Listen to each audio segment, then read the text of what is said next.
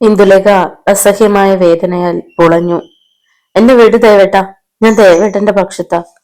ബന്ധുരിച്ചി ദേവേട്ടനെ കല്യാണം കഴിക്കുന്നതായിരുന്നു എനിക്കിഷ്ടം. ദേവേട്ടൻ വിട്, ഞാൻ എല്ലാം പറയാം.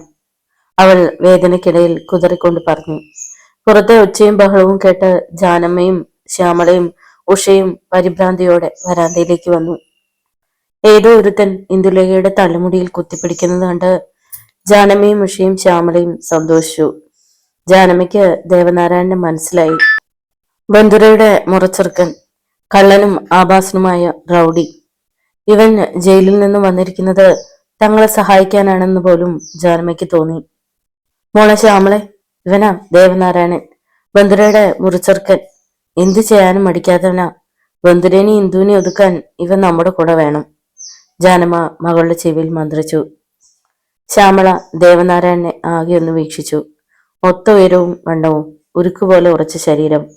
അമ്മ പറഞ്ഞത് വാസ്തവമാണെന്ന് അവൾക്ക് മനസ്സിലായി. ഇയാൾ എന്തിനും മടിക്കാത്തവനാണ്. ദേവനാരായണനെ കൂടെ നിർത്തുന്നതാണ് ബുദ്ധി. അമ്മേ, അയാളെ പിടിച്ചു മാറ്റ്. ഇപ്പോ ഇന്ദുവിനെ നമുക്ക് ആവശ്യമാണ്, ശ്യാമള ശബ്ദം താഴ്ത്തി പറഞ്ഞു. അത് കേട്ടതും ജാനമ്മ കരച്ചിൽ അഭിനയിച്ചുകൊണ്ട് മുന്നോട്ട് ചെന്ന് ദേവനാരായണനെ പിടിച്ചു. വിടട മോനെ, ഞങ്ങളാരും നിനക്ക് എതിരല്ല. നീ ഇന്ദുവിനെ വിട്, അവളും നിന്റെ കൂടെയാ. ദേവനാരായണൻ തലതിരിച്ച് ജാനമ്മയെ നോക്കി. ഓ, ഇവളെ രക്ഷിക്കാൻ അമ്മായിയമ്മയുടെ സപ്പോർട്ട്. ഹൂ, ഈ തറവാട്ടിലെ അല്ലേ ഇവളും? എല്ലാം കൂടി ഒത്തുചേർന്ന എന്നെ ചതിച്ചത്. ഇല്ല, ഒന്നിനും ഞാൻ വിടില്ല. ദേവനാരായണൻ പല്ലെറുമ്മി. ഇല്ല ദേവേട്ട, സത്യമായിട്ടും ബാലചന്ദ്ര സാറുമായുള്ള കല്യാണത്തിന് ഞങ്ങളെല്ലാം എതിർത്തതാ. ബന്ധുരേച്ചി ഞങ്ങളുടെ എതിർപ്പിനെ വകവെക്കാതെ ഞങ്ങൾ ആരും അറിയാതെ കല്യാണം നടത്തിയതായിരുന്നു. ദേവേട്ടൻ എന്ത് തീരുമാനമെടുത്താലും ഞാൻ കൂടെയുണ്ട്, ഇന്ദുലേഖ കരച്ചിലോട് പറഞ്ഞു. നിന്നെ എനിക്ക് വിശ്വസിക്കാമോടി? അയാൾ ചോദിച്ചു. വിശ്വസിക്കാൻ ദേവേട്ട. ബാലചന്ദ്രൻ സാറുമായുള്ള ബന്ധുരേച്ചിയുടെ ബന്ധം ഏർപ്പെടുത്താൻ ഞാൻ എന്ത് വേണമെങ്കിലും ചെയ്യാം. ദേവനാരായണൻ അവളുടെ തലമുടിയിൽ നിന്നുള്ള പിടുത്തം വിട്ടു. ദേവനാരായണൻ ശാന്തനായെന്ന് കണ്ടപ്പോ ജാനകിക്ക് ഉത്സാഹമായി. ഇന്ദു പറഞ്ഞത് നേര് തന്നെയാ. ബന്ധുര അയാളുടെ കൂടെ ഇറങ്ങിപ്പോയതാ. വലിയ ഉദ്യോഗം കിട്ടിയപ്പോ അയാള് പഴയതെല്ലാം മറന്നട മോനെ. ജാനമ്മ ഏറുകണ്ണാൽ ദേവനാരായണനെ നോക്കിയിട്ട് തെല്ലടുത്തേക്ക് ചെന്നിട്ട് പറഞ്ഞു. അവള് പ്രസവിച്ചെന്നാ കേട്ടത്. ജാനമ്മ പിന്നെ ഇന്ദുലേക്ക് നേരെ തിരിഞ്ഞു. നേരല്ലേടി ഇന്ദു, അവള് പ്രസവിച്ചില്ലേ? ദേവനാരായണന്റെ മനസ്സ് അലകടലായി. 1000 തിരമാലകൾ ആർത്തിരമ്പി. ബന്ധുര തന്നെ തോൽപ്പിച്ചിരിക്കുന്നു. അയാൾ കോപതാപങ്ങളാൽ ജ്വലിച്ചു. ഇല്ല, ഈ ദേവനാരായണനെ തോൽപ്പിച്ചിട്ട് ആരും സുഖമായി ജീവിക്കാമെന്ന് കരുതണ്ട. അവളെ അവനെ ആ കുഞ്ഞിനെയും ഞാൻ കൊല്ലും. കൊന്ന് കഷ്ണം കഷ്ണമാക്കി ചാവാലിപ്പട്ടികൾക്ക് എറിഞ്ഞു കൊടുക്കും. ദേവനാരായണൻ അടിമുടി വരച്ചു. അയാളുടെ കണ്ണുകളിൽ നിന്നും അഗ്നിസ്ഫുലിംഗങ്ങൾ ചിതറി. കൂട്ടുപുരുകങ്ങൾ വിറകൊണ്ടു. ആണാണെങ്കി അങ്ങനെ തന്നെ ചെയ്യണമെട ദേവ. അങ്ങനെ ചെയ്തിട്ട് വന്നാ നീ ആണാണെന്ന് ഞാൻ പറയാം. ചീ, പിടക്കോഴി കൂവുന്നു, അതും എന്റെ മുന്നീന്ന്. അയാൾ ജാനമ്മയ്ക്ക് നേരെ കാറ് തുപ്പി. ജാനമ്മ ഭയന്നുപോയി. എന്താ തള്ളേ, ഇപ്പൊ ഞാൻ ആരാണെന്ന് തോന്നണില്ലേ? ദേവനാരായണൻ വർദ്ധിച്ച കലിയോടെ ചോദിച്ചു. ചേട്ടൻ ദേഷ്യപ്പെടരുത്, ശ്യാമള തെല്ല് ശൃംഗാരത്തോടെ അടുത്തേക്ക് നീങ്ങി നിന്നിട്ട് പറഞ്ഞു. എല്ലാവരെയും നാണം കെടുത്തിയിട്ടല്ലേ ബന്ധുരിറങ്ങിപ്പോയത്? അവളോടുള്ള ദേഷ്യം കൊണ്ട് അമ്മ പറഞ്ഞതാ. ദേവനാരായണൻ അവളെ വിടർന്ന കണ്ണുകളോടെ നോക്കി. ഇവൾ തരക്കേടില്ലാത്ത ഒരു കൊച്ചു സുന്ദരിയാണെന്ന് തോന്നി. ശ്യാമള നാണത്താൽ അതരം കടിച്ചു പിടിച്ചു. മാറിടത്തിൽ നിന്നും സാരി അല്പം മാറ്റിയിടാനും മറന്നില്ല. ദേവനാരായണൻ വൃത്തികെട്ടവനാണെന്ന് മനസ്സിലായതും വാതിൽക്കൽ നിന്ന് ഉഷ അകത്തേക്ക് വലിഞ്ഞു. അവൾ ഈർഷ്യയോടെ അകത്തേക്ക് പോകുന്നത് ദേവനാരായണനെ കണ്ടു. അയാളുടെ ചുണ്ടിൽ അർത്ഥവത്തായ ഒരു പുഞ്ചിരി വിരുകയും കൊഴിയുകയും ചെയ്തു. പ്രായത്തേക്കാൾ വളർച്ചയും വശ്യ സൗന്ദര്യവും ദേവനാരായണനെ ഹരം പിടിപ്പിച്ചു. കുറച്ചു ദിവസം ഞാനിവിടെ ഉണ്ടടി. ദേവനാരായണന്റെ ചൂടും ചോരും നിന്നെ അറിയിച്ചിട്ടേ ഞാൻ തിരിച്ച് ജയിലിലേക്ക് പോകൂ, ദേവനാരായണൻ മനസ്സിൽ പറഞ്ഞു. എന്താ ദേവ നീ ആലോചിക്കുന്നത്? ജാനമ്മ ചോദിച്ചു. ഒന്നുമില്ലെന്ന അർത്ഥത്തിൽ തലയിലക്കിയിട്ട് ദേവനാരായണൻ ഇന്ദുലേക്ക് നേരെ തിരിഞ്ഞു. ബന്ധുര ഇപ്പോ എവിടെയുണ്ട്? അയാൾ കനത്ത ശബ്ദത്തിൽ ചോദിച്ചു. ട്യൂട്ടോറിയൽ കോളേജിനോട് ചേർന്നുള്ള കെട്ടിടത്തിലാണ് താമസിക്കുന്നത്, ഇന്ദുലേഖ പറഞ്ഞു. അയാൾ അമർത്തിയൊന്ന് മൂളിയിട്ട് മുറ്റത്തേക്ക് ഇറങ്ങാൻ തുടങ്ങി. ചോറ് കാലായിട്ടുണ്ട്, വിളമ്പട്ടെ? ശ്യാമള ലജ്ജയിൽ ചാലിച്ച നേർത്ത പുഞ്ചിരിയോടെ ചോദിച്ചു. ദേവനാരായണൻ തിരിഞ്ഞു നിന്നു. ഇവൾ മാതക സുന്ദരിയാണെന്ന് ദേവനാരായണന് തോന്നി. ഇവരോടൊപ്പം കൂടിയാൽ ചേട്ടത്തിയെയും തന്റെ കാൽച്ചുവട്ടിൽ വരുത്താമെന്ന് അയാൾക്ക് മനസ്സിലായി. നീ പോയി വിളമ്പടി ശ്യാമേ, ദേവന് വിശക്കുന്നുണ്ടാവും, ജാനമ്മ പറഞ്ഞു. വേണ്ട, അതിനൊക്കെ ഇനി സമയമുണ്ട്. ആദ്യം എന്നെ ജയിലിലാക്കിയിട്ട് സുഖിച്ച് ജീവിക്കുന്ന കുടിച്ചിപ്പട്ടിയെ കാണണം. എന്റെ വിശപ്പും ദാഹവുമെല്ലാം അവളാണ്, ആ തീവിഴ്ചി. ദേവനാരായണൻ മടിക്കുത്തിൽ നിന്ന് മൂർച്ച കൂടിയ കത്തി വലിച്ചൂരി മെല്ലെ തലോടി. അവളുടെയും ആ വാര്യരുടെയും ജീവൻ എടുത്താലേ ദേവനാരായണന്റെ വിശപ്പും ദാഹവും തീരും. അതിനുവേണ്ടി മാത്ര പരോളിൽ ഇറങ്ങിയത്. പറഞ്ഞതും ദേവനാരായണൻ ഇരുട്ടിലേക്ക് ഇറങ്ങി നടന്നു. രാത്രി കനത്തു തുടങ്ങി. ബന്ധുര കുഞ്ഞിനെ ചേർത്ത് അണച്ചു പിടിച്ച് തളർന്നു കിടന്നു. ദൈവമേ, എന്തൊരു വിധി! തനിക്ക് ഈ ജന്മത്ത് സുഖവും സന്തോഷവും അനുഭവിക്കാനുള്ള യോഗമില്ലേ? ഒരു സ്ത്രീ ജന്മം മുഴുവൻ കണ്ണീരോടെ കഴിയാനാണോ വിധി? തന്റെ കുഞ്ഞിന് അച്ഛന്റെ പരിലാളനം ഏൽക്കുവാൻ ഈശ്വരൻ അനുവദിക്കില്ലേ? ബന്ധുര കുഞ്ഞിനെ കെട്ടിപ്പിടിച്ച് മൂകം മൂകം കരഞ്ഞു. എന്റെ പൊന്നുമോനെ, നിന്റെ വിധി ഇതായി പോയല്ലോടെ കുട്ട. ദേവികമ്മ അടുക്കളയിലെ പണിയെല്ലാം തീർത്ത് മുറിയിലേക്ക് വന്നു. ബന്ധുരെ, ദേവികമ്മ ശബ്ദം താഴ്ത്തി പിടിച്ചു. അവൾ നിറഞ്ഞൊഴിയ കണ്ണുകൾ അമ്മ കാണാതെ സാരി തലപ്പ് കൊണ്ട് അമർത്തി തുടച്ച് മെല്ലെ മുഖമുയർത്തി. മോളെ, ബാലചന്ദ്രൻ സാറ് പോയിട്ട് ഒരാഴ്ച കഴിഞ്ഞില്ലേ? മോന്റെ പേരിടയിലും നൂലുകെട്ടിലൊക്കെ നടത്തേണ്ടതല്ലേ? അതിനു മുമ്പ് ബാലചന്ദ്രൻ സാറ് വരുമോ? അതിന് വ്യക്തമായൊരു മറുപടി കൊടുക്കാൻ ബന്ധുരയ്ക്ക് കഴിഞ്ഞില്ല. എന്തേ നീ ഒന്നും മിണ്ടാത്തെ? ചടങ്ങിന് കുഞ്ഞിന്റെ അച്ഛൻ തന്നെ വേണം. ബാലചന്ദ്രൻ സാറ് ഡൽഹിക്ക് പോയതല്ലേ, ഏതായാലും നൂലുകെട്ടിന് മുമ്പ് വരാതിരിക്കില്ല, അവൾ കളവ് പറഞ്ഞു. Balachandran sir Thiruvananthapuram regional cancer സെന്ററിൽ മരണത്തോട് മല്ലടിക്കുകയാണെന്ന് പാവ അമ്മയുണ്ടോ അറിയുന്നു. ഈ ജന്മം മുഴുവൻ തനിക്ക് കരഞ്ഞു തീർക്കുവാനുള്ളതാണെന്ന് ഓർത്തപ്പോ ഹൃദയം പിളർന്നു പോകുന്നത് പോലെ അവൾക്ക് തോന്നി. അസഹ്യമായ വേദനയാൽ അവൾ പിടഞ്ഞു. കുഞ്ഞിന്റെ പേരിലും നൂലുകെട്ടിനും ബാലചന്ദ്ര സാർ വരുമെന്ന് അവൾക്ക് ഉറപ്പില്ലായിരുന്നു. മരണത്തിൽ നിന്ന് ജീവിതത്തിലേക്ക് തിരിച്ചു വരാനുള്ള തീവ്ര വെമ്പലിനിടയിൽ മറ്റെല്ലാം മറന്നുപോയെന്നിരിക്കും. പരദൈവങ്ങളെ, എന്നെയും മോനെയും അനാഥരാക്കരുതേ. എനിക്കെന്റെ ബാലചന്ദ്ര സാറിനെ ജീവനോടെ തിരിച്ചു തരണേ. ബന്ധുര മനമുരുകി പ്രാർത്ഥിച്ചു. പൊടുന്നതിന് ശക്തിയിൽ ആരോ തുടരെ തുടരെ മുട്ടുന്ന ശബ്ദം കേട്ടു. ബാലചന്ദ്ര സാറാണെന്നാ തോന്നണത്. ദേവികമ്മ അതും പറഞ്ഞ് വാതിൽക്കിലേക്ക് നീങ്ങി. ബാലചന്ദ്ര സാറായിരിക്കണേന്ന് മനമുരുകി പ്രാർത്ഥിച്ചുകൊണ്ട് ബന്ധുരയും പിന്നാലെ ചെന്നു. വാതിൽ തുറന്ന ദേവികമ്മയ്ക്ക് ഇരുളിൽ നിൽക്കുന്ന മനുഷ്യരൂപം മനസ്സിലായില്ല. ബാലചന്ദ്രൻ സാറാണോ? എന്തേ ഇത്ര വൈകിയത്? അവർ വാതിൽ തുറന്നു പിടിച്ചുകൊണ്ട് ചോദിച്ചു. അല്ല, ഞാൻ ദേവനാരായണനാണ്, എന്നെ ചതിച്ച ബന്ധുരയുടെയും ബാലചന്ദ്രന്റെയും അന്തകൻ. ദേവനാരായണന്റെ പരുക്കൻ ശബ്ദം കേട്ടതും ബന്ധുരയും ദേവികമ്മയും മരവിച്ചു നിന്നുപോയി. ദേവനാരായണൻ ജയിലിൽ നിന്ന് വന്നിരിക്കുന്നു. ദേവനാരായണൻ വാതിൽ മലക്കെ തുറന്ന് അകത്തേക്ക് കയറി. രണ്ട് സാലവഞ്ചി കണക്കി നിൽക്കുകയായിരുന്നു ദേവികമ്മയും ബന്ധുരയും. ദേവനാരായണൻ അവർക്ക് മുമ്പിൽ ഉരുക്കുകോട്ട പോലെ നിലയുറപ്പിച്ചു. അയാളുടെ കണ്ണുകൾ ബന്ധുരയിൽ തറഞ്ഞു നിന്നു. ആ കണ്ണുകളിൽ നിന്നും അഗ്നിപ്രവാഹമുണ്ടെന്നും ആ അഗ്നികുണ്ഡത്തിൽ താൻ ഹോമിക്കപ്പെടുമെന്നും അവൾ അറിഞ്ഞു. ഒടുവിൽ ഒരു പിടി ചാരമായി മാറുകയാണ്. പരദേവതകളെ കാക്കണേ, ബന്ധുര ഉള്ളുരുകി പ്രാർത്ഥിച്ചു. എന്താടി തുറച്ചു നോക്കി നിൽക്കണത്? അവളുടെ കണ്ണുകളിലേക്ക് തീക്ഷ്ണമായ ഒരു നോട്ടം അയച്ചുകൊണ്ട് ദേവനാരായണൻ ചോദിച്ചു. ബന്ധുരയ്ക്ക് ശബ്ദിക്കുവാൻ പോലും കഴിഞ്ഞില്ല. പറയടി കൊഴുവയുടെ മോളെ, ഞാനിനി ഒരിക്കലും വരില്ല എന്ന് കരുതിയോടി നീ എന്നിട്ട് തള്ളി? വിടില്ലടി, എന്നെ ചതിച്ച ഒരുവളെ ഞാൻ വെറുതെ വിടില്ലടി. അയാൾ വല്ലാത്തൊരു മുരച്ചയോടെ അവളുടെ കയ്യിൽ പിടുത്തമിട്ടു. എന്നെ വിട് ദേവേട്ട, എന്നെ വിടാൻ. അവൾ പിടുത്തം വിടുവിക്കുവാൻ കൈ കുടഞ്ഞു. ദേവനാരായണന്റെ പിടുത്തം ബലപ്പെട്ടതേയുള്ളൂ.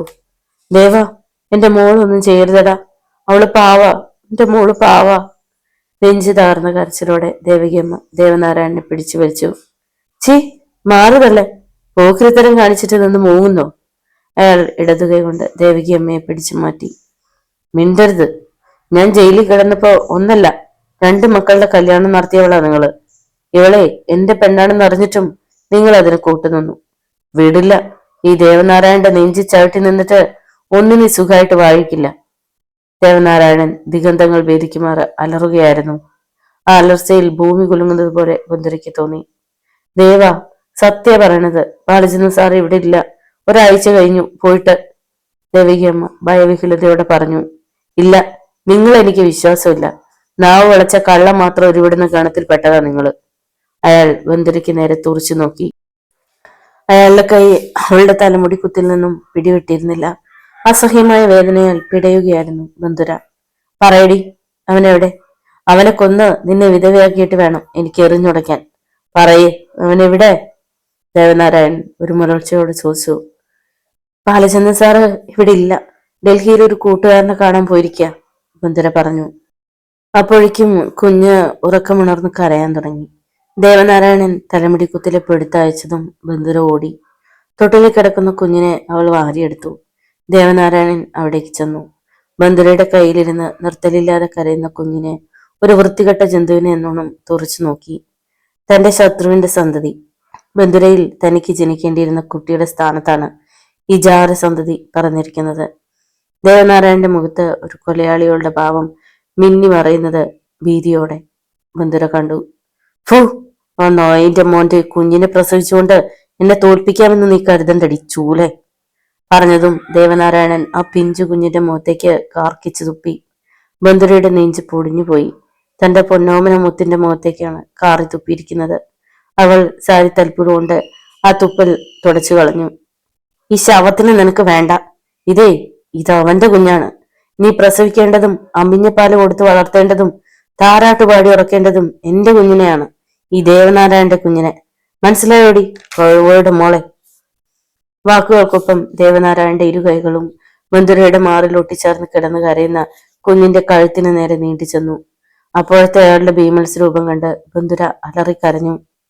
പിന്നെ ഞെട്ടറ്റ് ഒരു വാടിയ പൂ പോലെ അവൾ അയാളുടെ കാൽ കീഴിലേക്ക് കുഴഞ്ഞു വീണു.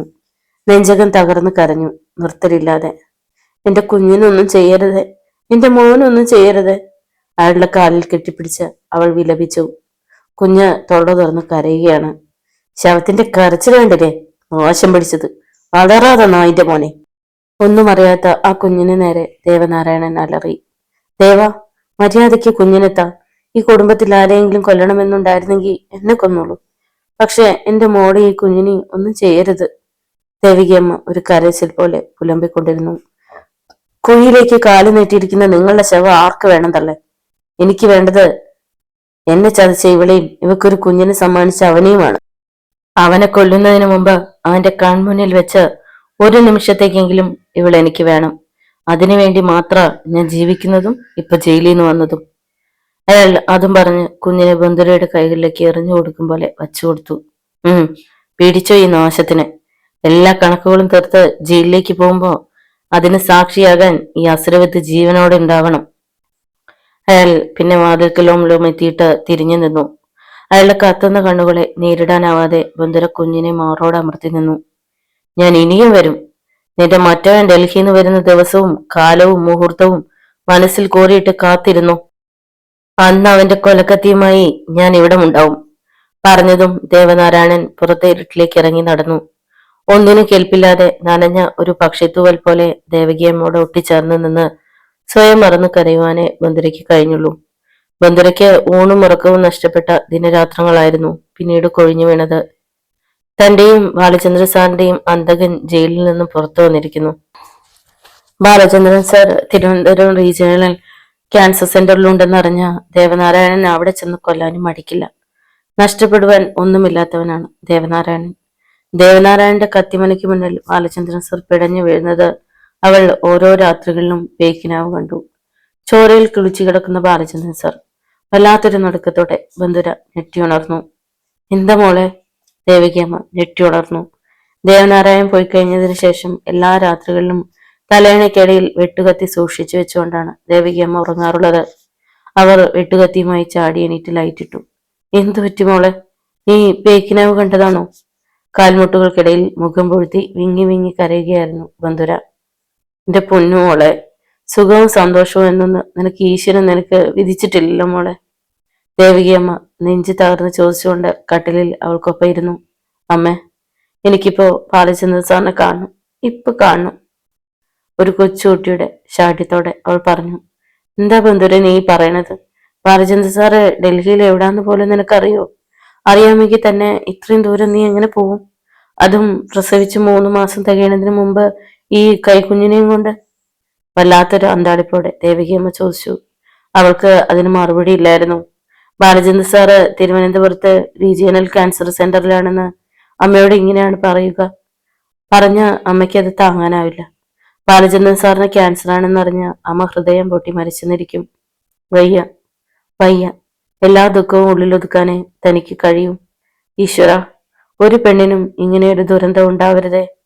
പക്ഷെ എന്ത് കളവ് പറഞ്ഞിട്ടാണെങ്കിലും ബാലചന്ദ്രൻ സാറിനെ കണ്ടേ പറ്റൂ. ഇപ്പോ ബാലചന്ദ്രൻ സാറിന് വേണ്ടത് മരുന്നും മന്ത്രവുമല്ല, ഒരു ഭാര്യയുടെ സാന്നിധ്യവും സ്നേഹത്തോടെയുള്ള പരിചരണവും സ്വാതന്ത്ര്യമാക്കുകളുമാണ്.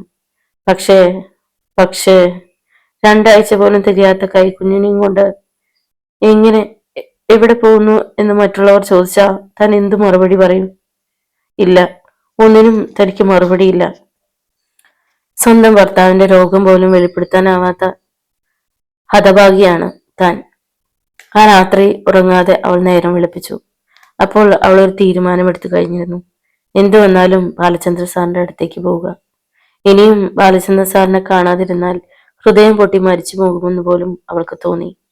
അമ്മയെ എന്തെങ്കിലും കളവ് പറഞ്ഞ് കുറച്ചു ദിവസം കൃഷ്ണപ്രിയയുടെ അടുത്ത് നിർത്താം. അവൾ കുഞ്ഞിനെ കുളിപ്പിച്ചു വന്നപ്പോഴേക്കും മഹാത്മാ ട്യൂട്ടോറിയൽ കോളേജിലെ ഗ്രേസി ടീച്ചറും സുധാകരൻ സാറും ഒക്കെ കുഞ്ഞിനെ കാണാനായി എത്തി. എന്നും അത് പതിവുള്ളതാണ്. കോളേജിൽ ക്ലാസ് തുടങ്ങുന്നതിന് മുമ്പ് എല്ലാവരും കുഞ്ഞിനെ വന്ന് കണ്ടിട്ട് ക്ലാസ്സിലേക്ക് പോകും. എല്ലാവരെയും കണ്ട് ബന്ധുര പുഞ്ചിരിക്കാൻ ശ്രമിച്ചു. ഗ്രേസി ടീച്ചറും സുധാകുമാരി ടീച്ചറും മാറി മാറി കുഞ്ഞിനെ കളിപ്പിച്ചു. ബാലചന്ദ്രൻ സാറിന്റെ കത്തോ ഫോൺ വിളിയോ വല്ലതും വന്നോ? കുഞ്ഞിനെ കളിപ്പിക്കുന്നതിൽ ഗ്രേസി ടീച്ചർ ചോദിച്ചു. ഏയ്, ഡൽഹിയിലും ബാലചന്ദ്രൻ സാറ് കവിയരങ്ങും ചൊൽക്കാഴ്ചയും ഒക്കെയായി നടക്കുകയായിരിക്കും. അതിനിടയിൽ കത്ത് എഴുതാനും ഫോൺ വിളിക്കാനും സമയം കിട്ടൂ ഗ്രേസി ടീച്ചറെ? സുധാകുമാരി അതും പറഞ്ഞ് ചിരിച്ചു. ഒന്നും ഉരിയാനാവാതെ വെറുതെ കേട്ടു നിൽക്കുവാന് ബന്ധുരയ്ക്ക് കഴിഞ്ഞുള്ളൂ. ആട്ടെ ബന്ധുരെ, എന്താ അത്യാവശ്യ കാര്യത്തിന് ബാലചന്ദ്ര സാർ ഇത്ര തിടുക്കപ്പെട്ട് ഡൽഹിയിലേക്ക് പോയത്? അതും ഒരു മുന്നറിയിപ്പുമില്ലാതെ. ഗ്രേസി ടീച്ചറിന്റെ വാക്കുകളെ തടസ്സപ്പെടുത്തിയിട്ടെന്നോളം സുധാകരൻ സാർ ശബ്ദിച്ചു. എത്ര അത്യാവശ്യം ഉണ്ടെങ്കിലും ഈ അവസ്ഥയിൽ ബാലചന്ദ്ര സാർ എവിടെയും പോകരുതായിരുന്നു. പ്രസവിച്ച് 3 മാസമെങ്കിലും ഭാര്യയെ ശുശ്രൂഷിച്ച് ഭർത്താവ് സദാസമയം കൂടെ ഉണ്ടാകേണ്ടതാ. പ്രസവരക്ഷ എന്ന് പറയുന്നത് ഭർത്താവിന്റെ സാന്നിധ്യമാണ് പ്രധാനം. ബാലചന്ദ്ര സാർ പോയിട്ട് ഇപ്പൊ എത്ര ദിവസമായി? നമ്മളെങ്കിലും ഒന്ന് ഫോണിൽ കോണ്ടാക്ട് ചെയ്തോ? എന്നാലും ഇത് കുറെ കടുപ്പം തന്നെയാ. സ്നേഹത്തിൽ പൊതിഞ്ഞ് കുറ്റപ്പെടുത്തൽ പോലെയായിരുന്നു സുധാകരൻ സാറിന്റെ വാക്കുകൾ. സുധാകരൻ സാർ ഇങ്ങനെ കണ്ണുമടച്ച് പറഞ്ഞാലോ? ബാലചന്ദ്രൻ സാറിനെ നമുക്കറിയരുതോ? ഒഴിവാക്കാൻ പറ്റാത്ത എന്തോ കാര്യമുണ്ട്. അതല്ലേ ബന്ധുര ടീച്ചറിനെയും വൈകി കിട്ടിയ മണിമുത്തിനെയും കാണാതെ ബാലചന്ദ്ര സാറിന് ഒരു നിമിഷം പോലും മാറി നിൽക്കാൻ പറ്റുമോ? അല്ലേ ബന്ധുര ടീച്ചറെ? തൊട്ടിലിൽ കിടന്ന കുഞ്ഞിനെ മൃദുവായി തലോടിക്കൊണ്ട് ജോർജ് സാർ നേരത്തെ ഒരു പുഞ്ചിരിയോടെ ബന്ധുരയെ നോക്കി. ബന്ധുര ഉള്ളിൽ നിന്നും തികട്ടി വന്ന ദുഃഖം അതരങ്ങളിൽ ഒളിപ്പിക്കാൻ പണിപ്പെടുകയായിരുന്നു. ഹൃദയത്തുടിപ്പുകളിൽ ദുഃഖസാഗരം ഇരമ്പി മറിയുകയാണ്. ഏതു നിമിഷവും നിയന്ത്രണത്തിന്റെ കണ്ണുകൾ അറ്റുപോകുമെന്ന് അവൾക്ക് തോന്നി. പ്യൂൺ രാഘവപിള്ള വരുന്നത് കണ്ടപ്പോ ഗ്രേസി ടീച്ചർ പറഞ്ഞു, ഘടികാരം വരുന്നുണ്ട്, സമയം അറിയിക്കാനാ. ബന്ധുരെ, ഞങ്ങൾ ഇറങ്ങട്ടെ, ക്ലാസ് തുടങ്ങാറായി. എല്ലാവരും പോകാൻ തുടങ്ങിയപ്പോ ദേവികമ്മ ചായയുമായി വന്നു. രാവിലെ വന്നിട്ട് ഒരു ഗ്ലാസ് ചായയെങ്കിലും കുടിക്കാതെ പോയാലോ? ദേവികമ്മ ചിരിച്ചുകൊണ്ട് എല്ലാവർക്കും ചായ കൊടുത്തു. കൃത്യസമയത്ത് തന്നെയാണല്ലോ രാഘവേട്ടൻ വന്നത്. എന്തായാലും ഞങ്ങളുടെ ചെലവിൽ ഒരു ഗ്ലാസ് ചായ കുടിച്ചോ? സുധാകുമാരി പറഞ്ഞു. ആ തമാശയിൽ എല്ലാവരും ചിരിച്ചപ്പോഴും ബന്ധുരയ്ക്ക് ചിരിക്കാൻ കഴിഞ്ഞില്ല. എനിക്ക് ഇവിടുന്ന് എന്തെങ്കിലും കഴിക്കാൻ ആരുടെ ഔദാര്യം വേണ്ട ടീച്ചർമാരെ. ബാലചന്ദ്രൻ സാറിന്റെ വീട്ടിലെ അടുക്കളയെന്ന് വിളമ്പി തിന്നാനും കുടിക്കാനുള്ള അവകാശം ഈ രാഘവപിള്ളയ്ക്കുണ്ട്. ഇന്ന് നേരം കളയാതെ ചെല്ല്. ക്ലാസ് തുടങ്ങാൻ വൈകിയാലുണ്ടല്ലോ പിള്ളേര് കൂവും.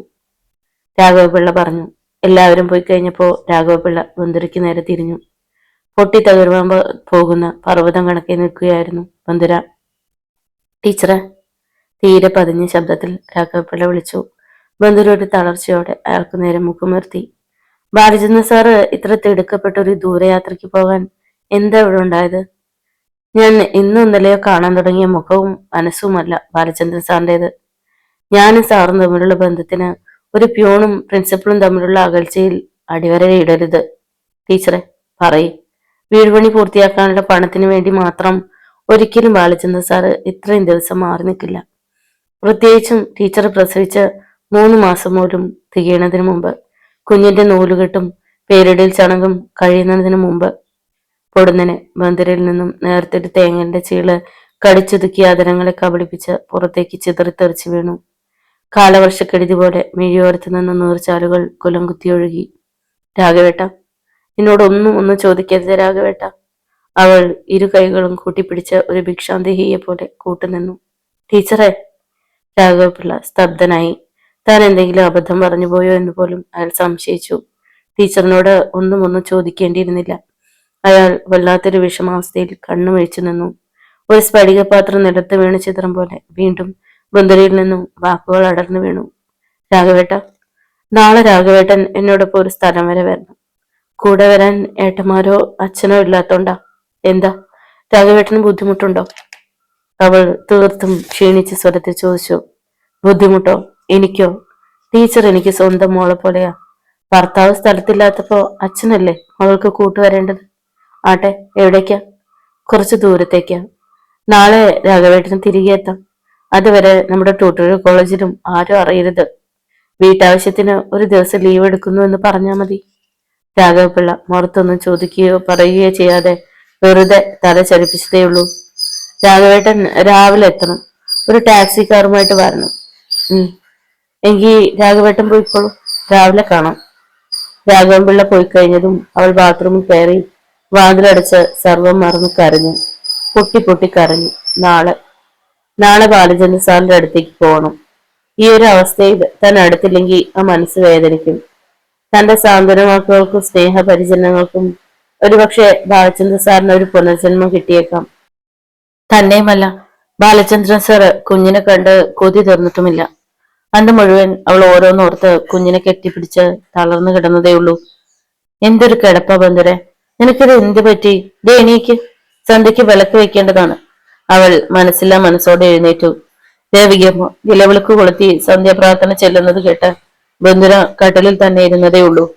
അമ്മയോട് എന്ത് കളവ് പറഞ്ഞാണ് നാളെ പോകേണ്ടതെന്ന് ആലോചിക്കുകയായിരുന്നു ബന്ധുര.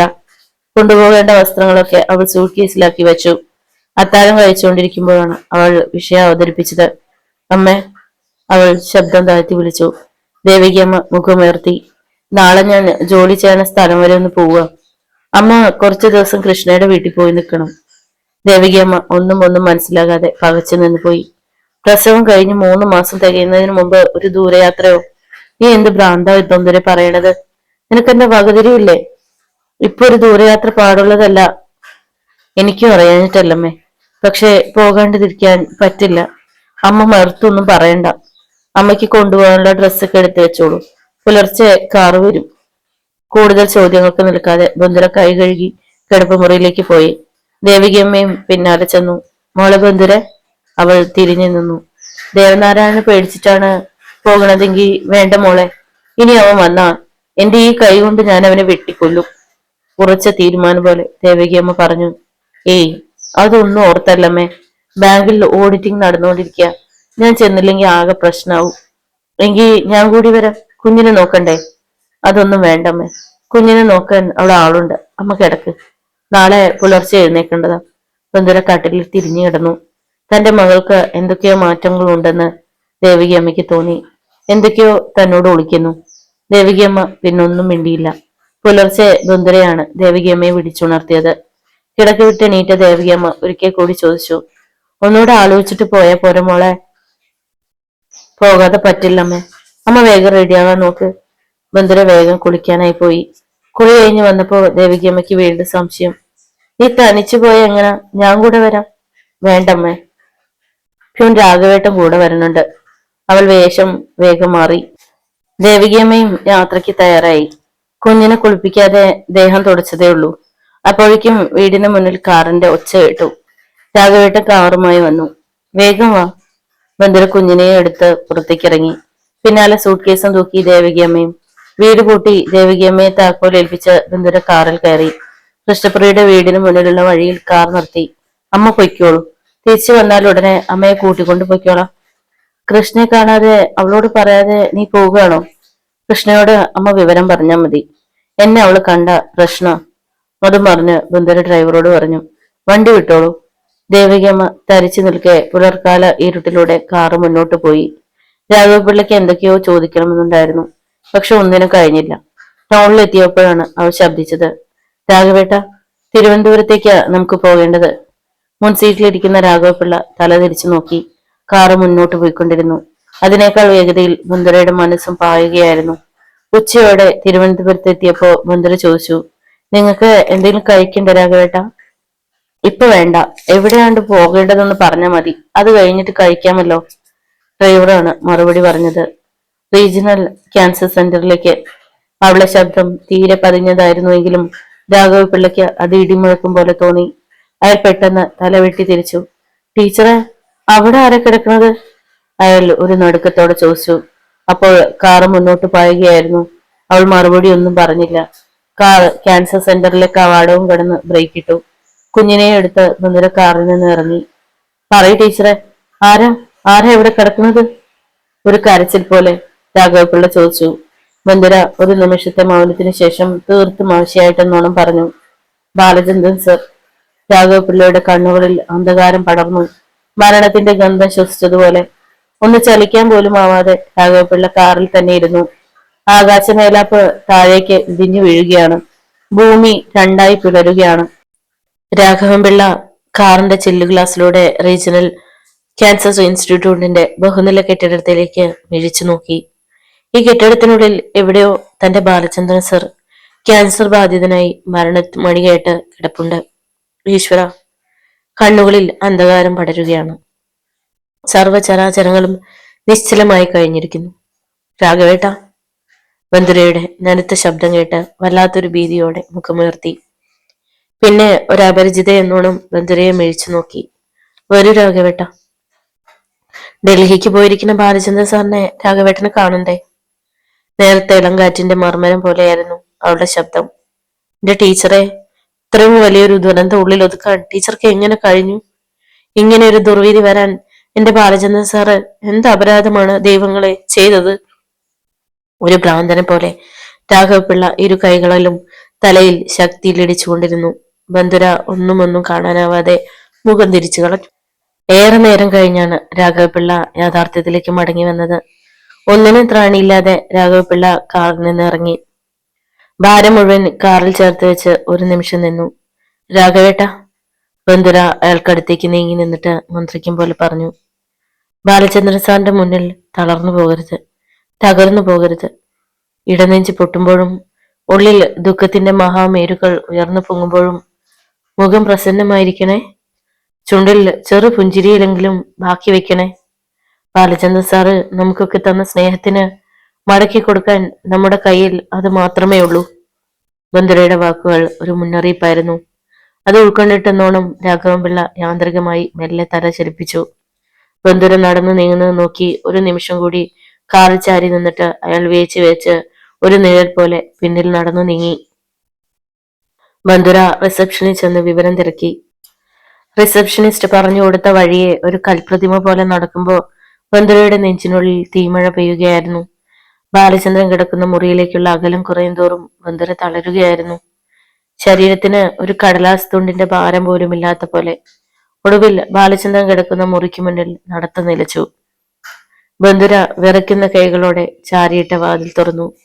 ജാലകവാതിലൂടെ എന്തോ ഗഹനമായ ചിന്തയിൽ മുഴുകി പുറത്തേക്ക് നോക്കിയിരിക്കുകയായിരുന്നു ബാലചന്ദ്രൻ. മേശമേലിരുന്ന കടലാസിൽ ഇടയ്ക്കിടെ അയാൾ എന്തൊക്കെയോ കുത്തിക്കുറിക്കുന്നുണ്ടായിരുന്നു.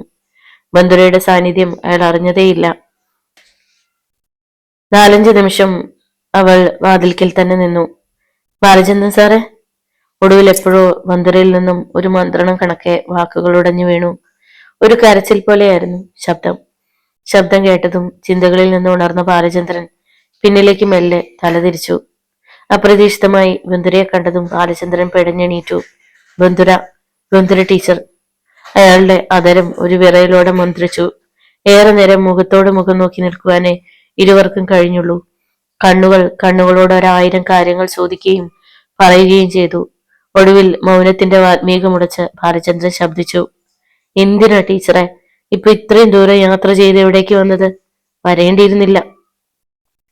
വയ്യ ബാലചന്ദ്രൻ സാറെ, ഇനിയും കാണാതിരുന്ന നെഞ്ചു പൊട്ടി ഞാൻ ചാകുമായിരുന്നു.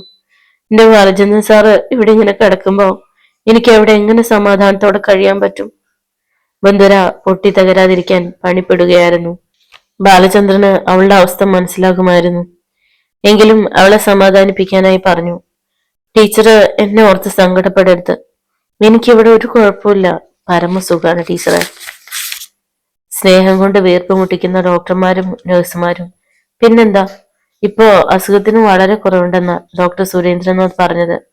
ഏറിയ ഒരു മാസം, അത് കഴിഞ്ഞ വീട്ടിലേക്ക് പോകാമെന്ന ഡോക്ടർ പറഞ്ഞത്. അത് കളവാണെന്ന് ബന്ദരിക്ക് അറിയാമായിരുന്നു. ബ്ലഡ് ക്യാൻസർ ബാധിച്ച രോഗിയുടെ അസുഖം ഭേദമാകണമെങ്കിൽ ഒന്നുകിൽ ആയുസിന്റെ ബലം കൊണ്ടാവണം, അല്ലെങ്കിൽ ഈശ്വരൻ കരുണ കാണിക്കണം. വാതിൽക്കൽ തെല്ല് മാറി കുഞ്ഞിനെ എടുത്തുകൊണ്ട് വിഷാദത്തോടെ നിൽക്കുകയായിരുന്നു രാഘവപിള്ള. ഏതു നിമിഷവും നിയന്ത്രണത്തിന്റെ കണ്ണികളറ്റ് പൊട്ടിക്കരയുമെന്ന നിലയിലായിരുന്നു അയാൾ. ബാലചന്ദ്രൻ സാറേ, രാഘവപിള്ള തീർത്തും ക്ഷീണിച്ച സ്വരത്തിൽ വിളിച്ചു. അയാൾ കരയുമെന്ന് തോന്നിയ നിമിഷം ബന്ധുര അരുതേ എന്ന് തല ഇരുവശത്തേക്കും തല ചലിപ്പിച്ചുകൊണ്ട് യാചന പോലെ രാഘവപിള്ളയെ നോക്കി. രാഘവേട്ട, ജീവിതത്തിലേക്ക് ഒരിക്കലും മടങ്ങി വരാൻ കഴിയില്ലെന്ന് ഓർത്തപ്പോ ബാലചന്ദ്രന്റെ ഉള്ളം പെടഞ്ഞു. രാഘവപിള്ള കുഞ്ഞിനെ ബാലചന്ദ്രന് നേരെ നീട്ടി. വല്ലാത്തൊരു ഹൃദയവികാരത്തോടെ അയാൾ കുഞ്ഞിനെ വാരിയെടുത്തു. എന്റെ മോനെ. ബാലചന്ദ്രൻ കുഞ്ഞിന്റെ നെറുകയിൽ 1000 മുത്തം നൽകി. തന്റെ ഈ പിഞ്ചു പൈതലിനെ ഇനി എത്ര നാൾ എനിക്ക് കാണാൻ കഴിയും? എത്ര നാൾ തനിക്ക് ലാളിക്കാൻ കഴിയും? എന്റെ പൊന്നുമോനെ, അച്ഛനില്ലാതെ വളരാനാണല്ലോ നിന്റെ വിധി. ബാലചന്ദ്രന്റെ കണ്ണുകളിൽ നിന്നും 2 നീർമുത്തുകൾ കുഞ്ഞിന്റെ മുഖത്തേക്ക് അടർന്നു വീണു. ബന്ധുരയുടെ കണ്ണുകളിലും ഈറം പൊടിഞ്ഞു. ബാലചന്ദ്രൻ കാണാതെ അവൾ സാരി തലപ്പ് കൊണ്ട് കണ്ണുകൾ ഒപ്പിയിട്ട് മുഖം ധരിച്ചു. പൊടുന്നനെ അവളുടെ കണ്ണുകൾ മേശപ്പുറത്തിരുന്ന കടലാസിൽ തറഞ്ഞു. ബാലചന്ദ്രൻ സർ എഴുതിക്കൊണ്ടിരുന്ന കവിത, മരണത്തിന്റെ മണിമുഴക്കം. കവിതയുടെ പേര് വായിച്ചതും നെഞ്ചിനുള്ളിൽ വല്ലാത്തൊരു നീറ്റൽ അനുഭവപ്പെട്ടു. താൻ വന്നപ്പോൾ ബാലചന്ദ്രൻ എഴുതിക്കൊണ്ടിരുന്നത് മരണത്തെക്കുറിച്ചുള്ള കവിതയാണ്. ദൈവമേ, ബാലചന്ദ്രൻ മരണം ഏതു നിമിഷവും പ്രതീക്ഷിക്കുന്നുണ്ട്. മരണത്തെ വരിക്കുവാൻ സ്വയം തയ്യാറെടുക്കുകയാണ്. ബന്ധുര ടീച്ചറെ, അയാൾ മൃദുസ്വരത്തിൽ വിളിച്ചു. അവൾ മെല്ലെ, വളരെ മെല്ലെ അയാൾക്ക് നേരെ മുഖമുയർത്തി. വെറുതെ ഇവിടെ ഇരുന്നപ്പോ കുത്തിക്കുറിച്ചേ ഉള്ളൂ. ടീച്ചർ മറ്റൊരർത്ഥത്തിൽ ഇതിനെ കാണരുത്. ബാലചന്ദ്രന്റെ പതിഞ്ഞ ശബ്ദം. എന്നാലും വേണ്ട ബാലചന്ദ്രൻ സാറേ, ഇപ്പൊ ഇങ്ങനെയൊന്നും ചിന്തിക്കരുത്. ഇത്തരം കവിതകൾ എഴുതുകയും വരുത്. എനിക്കിതൊന്നും കാണാനും കേൾക്കാനും ത്രാണിയില്ല. ഞാൻ ആകെ തകർന്നു പോകും ബാലചന്ദ്രൻ സാറേ. അവൾ ചിലമ്പിച്ച സ്വരത്തിൽ പറഞ്ഞു. എല്ലാം സഹിക്കാനുള്ള ത്രാണി ഉണ്ടാവണം ടീച്ചറെ. മരണം രംഗബോധമില്ലാത്ത കോമാളിയാണെന്ന് കേട്ടിട്ടില്ലേ? അതുകൊണ്ട് ടീച്ചർ സങ്കടപ്പെടരുത്. ഒരു ജന്മം മുഴുവനുള്ള സ്നേഹം ടീച്ചർ എനിക്ക് തന്നു. പോരെ ടീച്ചറെ, എന്റെ ഈ ജന്മം സഫലമായില്ലേ? പിന്നെ എന്തിനു സങ്കടപ്പെടണം? അയാൾ വലതു കൈ കൊണ്ട് കുഞ്ഞിനെ ചേർത്ത് പിടിച്ച് ഇടതു കൈവിരലാൽ അവളുടെ കണ്ണുകളൊപ്പി. എന്റെ ബാലചന്ദ്രൻ സാറേ. അവൾ ഒരു തളർച്ചയോടെ അയാളിലേക്ക് ഒട്ടിച്ചേർന്നു നിന്നു. ഒന്നും കാണാനാവാതെ രാഘവപിള്ള മുറിക്ക് പുറത്തിറങ്ങി. പിന്നെ അയാൾ ഭിത്തിമേൽ മുഖമയമർത്തി വിമ്മി കരഞ്ഞു. രാഘവേട്ടനെ കൊണ്ടുവരേണ്ടിയില്ലായിരുന്നു. വെറുതെ എന്തിന് ആ പാവത്തിനെ കൂടി കരയിപ്പിക്കുന്നത്? ഞാൻ ഒരാൾ കാരണം എത്ര ജന്മങ്ങളാ സങ്കടപ്പെടുന്നത്. ബാലചന്ദ്രൻ ദുഃഖത്തോടെ തല കുടഞ്ഞു. അവൾ മറുപടി ഒന്നും പറയാതെ ബാലചന്ദ്രനോട് ചേർന്നു നിന്നതേയുള്ളൂ. ഡോക്ടർ സുരേന്ദ്രനാഥ് മുറിയിലേക്ക് കടന്നു വന്നത് അവർ അറിഞ്ഞില്ല. അയാൾ ഒരു നിമിഷം ശങ്കിച്ചു നിന്നിട്ട് മെല്ലെ വിളിച്ചു, ബാലചന്ദ്രൻ. ശബ്ദം കേട്ടതും ബന്ധുരയും ബാലചന്ദ്രനും പിടഞ്ഞു മാറി. ഡോക്ടർ രണ്ടുപേരെയും മാറി മാറി നോക്കി. പിന്നെ ബാലചന്ദ്രന്റെ കയ്യിലിരുന്ന കുഞ്ഞിലേക്കും ആ നോട്ടം പതിച്ചു. അദ്ദേഹത്തിന് വല്ലാത്ത സഹതാപമുണ്ടായി. ഈ നിഷ്കളങ്കയായ പെണ്ണിനും പിഞ്ചു കുഞ്ഞിനും ഇനി എത്ര നാൾ ബാലചന്ദ്രനെ കാണാൻ കഴിയും? ഓരോ നിമിഷവും മരണത്തിലേക്ക് നടന്നെടുക്കുകയാണ് ബാലചന്ദ്രൻ. ഇത് മിസസ് ബാലചന്ദ്രനാണ് അല്ലേ? ഡോക്ടർ ചോദിച്ചു. അതേ എന്ന അർത്ഥത്തിൽ ബന്ധുര തലയിളക്കി. എനിക്ക് മിസസ് ബാലചന്ദ്രനോട് അല്പം സംസാരിക്കാനുണ്ട്. ഒന്ന് വരൂ. ബന്ധുര ഡോക്ടർക്ക് പിന്നാലെ പോകുന്നത് ബാലചന്ദ്രൻ ഭയപ്പാടോടെ നോക്കി നിന്നു. മുറിയിലേക്ക് കയറിയതും ഡോക്ടർ പറഞ്ഞു, ഇരിക്കൂ. ബന്ധുര ഡോക്ടർക്ക് അഭിമുഖമായി കസേരയിലിരുന്നു. 4-5 നിമിഷം എന്തോ ആലോചിച്ചതിന് ശേഷം ഡോക്ടർ സുരേന്ദ്രനാഥ് തീരെ പതിഞ്ഞ ശബ്ദത്തിൽ പറഞ്ഞു, മിസസ് ബാലചന്ദ്രൻ വിഷമിക്കരുത്. ബാലചന്ദ്രൻ ചികിത്സിക്കുന്ന ഡോക്ടർ എന്ന നിലയ്ക്ക് പറയാതിരിക്കാൻ പറ്റാത്തതുകൊണ്ടാ. അയാൾ ഒന്ന് നിർത്തിയിട്ട് തുടർന്നു, ഇനി ചികിത്സിച്ചതുകൊണ്ട് പ്രയോജനമുണ്ടെന്ന് തോന്നില്ല. അതുകൊണ്ട് എത്രയും വേഗം ബാലചന്ദ്രനെ വീട്ടിലേക്ക് കൊണ്ടുപോകുന്നതാണ് നല്ലത്. ഒരു വൈദ്യശാസ്ത്രത്തിനും ബാലചന്ദ്രനെ രക്ഷിക്കാൻ കഴിയില്ല. തീരെ നേർത്ത ശബ്ദത്തിലാണ് ഡോക്ടർ പറഞ്ഞതെങ്കിലും ബന്ധുരയുടെ കാതിൽ അതൊരു ഇടിമുഴക്കമായി. അവളുടെ കണ്ണുകളിൽ അന്ധകാരം പടർന്നു. ബന്ധുര വല്ലാത്തൊരു തളർച്ചയോടെ ഡോക്ടർ സുരേന്ദ്രനാഥിന് നേരെ മുഖമുയർത്തി. അവളുടെ നിസ്സഹായതയും ദൈന്യതയും കണ്ടപ്പോൾ ഡോക്ടർക്കും കലശലായ ദുഃഖമുണ്ടായി. ബാലചന്ദ്രന്റെ ആയുസിന് ഏറിയാൽ 1 മാസമേ ദൈർഘ്യമുണ്ടാവൂ.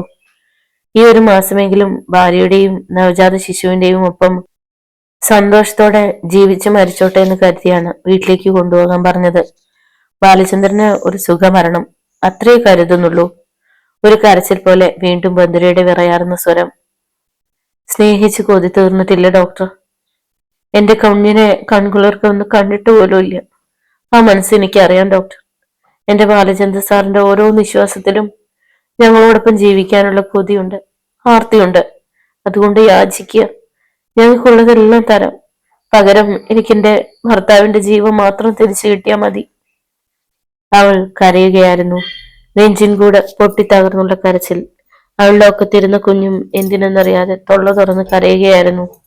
പറ ഡോക്ടർ, ഞങ്ങൾക്കുള്ളതെല്ലാം വിൽക്കാം. സ്വത്തിനേക്കാളും പണത്തെക്കാളും ഒക്കെ എനിക്ക് വലുത് എന്റെ ബാലചന്ദ്രൻ സാറിന്റെ ജീവനാണ്. എന്റെ ജോലിയും ഞാൻ രാജിവെക്കാം. PRS എടുത്താ അതിലൂടെ കിട്ടുന്ന പണവും ഞാൻ തരാം. എനിക്ക് എന്റെ ബാലചന്ദ്രൻ സാറിന് ജീവനോടെ തിരിച്ചു തരില്ലേ? അവളുടെ ഹൃദയത്തിന്റെ അടിത്തട്ടിൽ നിന്നുള്ള മഹാദുഃഖത്തിന്റെ പെരുമഴയാണ് വാക്കുകളായി ചിതറിത്തെറിച്ചു വീണത്. ഡോക്ടർ സുരേന്ദ്രനാഥ് മുറിയിലൂടെ 4-5 ചാല അങ്ങോട്ടും ഇങ്ങോട്ടും ഗഹനമായ ചിന്തയിൽ മുഴുകി നടന്നു. ഡോക്ടർ സുരേന്ദ്രനാഥിന്റെ നാവിൻ തുമ്പുന്നുള്ള വാക്കുകൾക്കായി ശ്വാസം അടക്കി പിടിച്ച് കാതോർത്തു നിൽക്കുകയായിരുന്നു ബന്ധുര. ഭീകരമായ മൗനത്തിനൊടുവിൽ ഡോക്ടർ തീർത്തും പതിഞ്ഞ ശബ്ദത്തിൽ വിളിച്ചു, മിസസ് ബാലചന്ദ്രൻ. ബന്ധുര അയാളുടെ മുഖത്തേക്ക് നോക്കി. 100% ഉറപ്പില്ല, എങ്കിലും അപ്പോളയിലോ വെല്ലൂരിലോ കൊണ്ടുപോയ ചെറിയൊരു പ്രതീക്ഷയുണ്ട്. നിരന്തരം ഡയാലിസിസ് ചെയ്ത കുറച്ചു നാൾ കൂടി ജീവിച്ചെന്ന് വരാം. പക്ഷേ ഡോക്ടർ സുരേന്ദ്രനാഥ് അർദ്ധോക്തിയിൽ നിർത്തി. എന്താണ് ഡോക്ടർ ഒരു പക്ഷേ? അവൾ ചോദിച്ചു. ഇക്കാര്യം ബാലചന്ദ്രനോടും ഞാൻ പറഞ്ഞതാണ്. പക്ഷേ അയാൾ അതിന് സമ്മതിച്ചില്ല. അതുകൊണ്ടാണ് പിന്നീട് ഞാൻ അതേക്കുറിച്ച് സംസാരിക്കാതിരുന്നത്. ഒരിക്കലും നിങ്ങളെ ഇക്കാര്യം അറിയിക്കരുതെന്നും ബാലചന്ദ്രൻ പറഞ്ഞിട്ടുണ്ട്. എന്നാലും നിങ്ങളുടെ ഈ സങ്കടം കണ്ടപ്പോ പറഞ്ഞു പോയതാണ്. ഡോക്ടർ, ബാലചന്ദ്രൻ സാർ എന്തുകൊണ്ടാണ് സമ്മതിക്കാതിരുന്നത്? എന്നെയും കുഞ്ഞിനെയും ഇത്ര വേഗം വേണ്ടാതായോ? അവൾ തളർന്നുപോയി. നോ മിസസ് ബാലചന്ദ്രൻ, നിങ്ങളോടുള്ള സ്നേഹക്കൂടുതൽ കൊണ്ടാണ് ബാലചന്ദ്രൻ അതിന് സമ്മതിക്കാതിരുന്നത്. ചികിത്സയ്ക്ക് വേണ്ടി വലിയൊരു തുക ചെലവാവും. അതിനുവേണ്ടി ഇപ്പോഴുള്ള കിടപ്പാടം പോലും വിൽക്കേണ്ടി വരുമെന്ന് ബാലചന്ദ്രൻ അറിയാം. നിങ്ങളെ പെരുവഴിയിലേക്ക് ഇറക്കിവിടാൻ ആ നല്ല മനസ്സിന് കഴിയില്ല. അതുകൊണ്ടാ ഈ വിവരം നിങ്ങളെ അറിയിക്കരുതെന്ന് ബാലചന്ദ്രൻ വാശി പിടിച്ചത്. നിങ്ങളെ അത്രമാത്രം അയാൾ സ്നേഹിക്കുന്നുണ്ട്. ഡോക്ടർ സുരേന്ദ്രനാഥ് പറഞ്ഞു നിർത്തിയതും ബന്ധുരയിൽ നിന്നും പൊട്ടിക്കരച്ചിലിന്റെ ഒരു നുറുങ്ങ് അതിരങ്ങൾക്കപ്പുറത്തേക്ക് പ്രവഹിച്ചു. നോവലിന്റെ തുടർന്നുള്ള ഭാഗങ്ങൾ കേൾക്കുവാൻ വേണ്ടി ചാനൽ സബ്സ്ക്രൈബ് ചെയ്യുക. നിങ്ങളുടെ വിലയേറിയ അഭിപ്രായങ്ങളും നിർദ്ദേശങ്ങളും കമന്റ് ബോക്സിൽ രേഖപ്പെടുത്തുക. വീഡിയോ ഇഷ്ടമായാൽ ഒന്ന് ലൈക്ക് ചെയ്ത് ഒരു സുഹൃത്തുക്കു കൂടി ഷെയർ ചെയ്ത് നൽകുക. നന്ദി. വീണ്ടും കാണാം.